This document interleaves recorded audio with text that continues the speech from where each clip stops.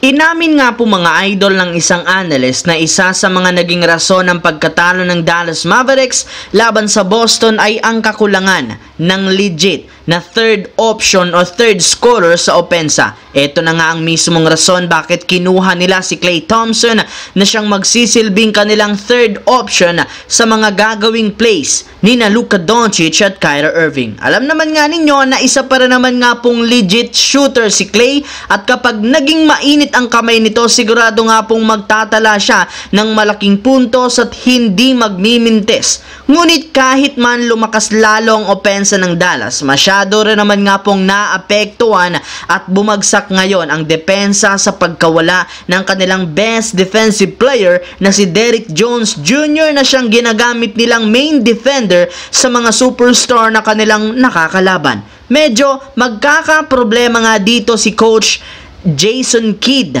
na kailangan solusyonan kung ayaw nilang maging rason ito ng kanilang pagkatalo. Samantala, isang araw nang matapos sabihin ni Shams ang balita na nahanap na nga po ng Los Angeles Lakers ang kanilang magiging bagong sentro na si Christian Coloco, opisyal na nga itong pumirma ng two-way deal. Kagaya nga po mga idol ng sinabi ko sa inyo, si Christian Coloco nga po isang 7'1" center na huling naglaro sa Toronto Raptors kung saan nag-average nga ito ng 3.2 points a game. Sa kanyang 48% shooting, sadyang huminto lamang nga itong maglaro dahil sa injury. Pero sa kabila niyan, napakataas para naman nga po ng potential nito bilang big man since maliban sa pagkakaroon niya ng malakas na katawan na siyang hanap ni Coach JJ Redick, nag-i-specialize rin naman nga po siya pagdating sa depensa at rebounding. Tuluyan na nga talagang makakabalik si Anthony Davis sa dating posisyon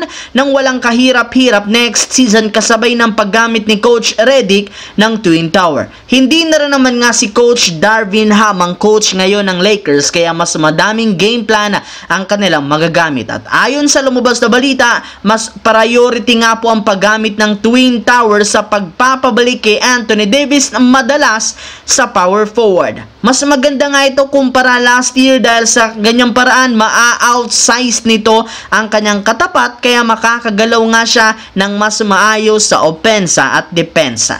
Sa kabilang banda, matapos nga po mga idol na mabigo ang Denver Nuggets na madepensahan ang kanilang titulo last season sa pagkatalo sa Minnesota, pinangako nga po ng kanilang team na babawi sila.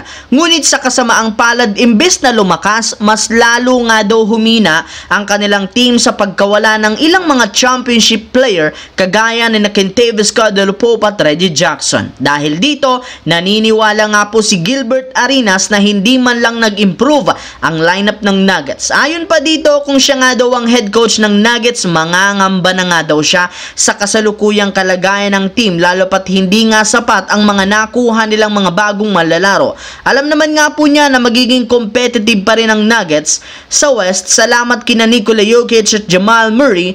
Ngunit as of now, kulang pa rin naman sila ng mga shooters na siyang tutulong sa kanila. Bagamat isang mahusay na player sa Westbrook, hindi rin naman ito isang shooter. Ika nga'y kailangan nga po nila ngayon ng isang difference maker sa opensa na siyang makakatulong sa kanila. So yun lamang mga idol ang ating bagong video na ating pinag-usapan ngayon dito. Once again, this is your J-Zone TV. Huwag kalimutang mag-like, mag-subscribe, pindutin ang notification bell sa akin channel para lagi kayo maging updated sa mga videos na pinapalabas ko. Isang malaking shoutout sa lahat mga idol. Maraming salamat po.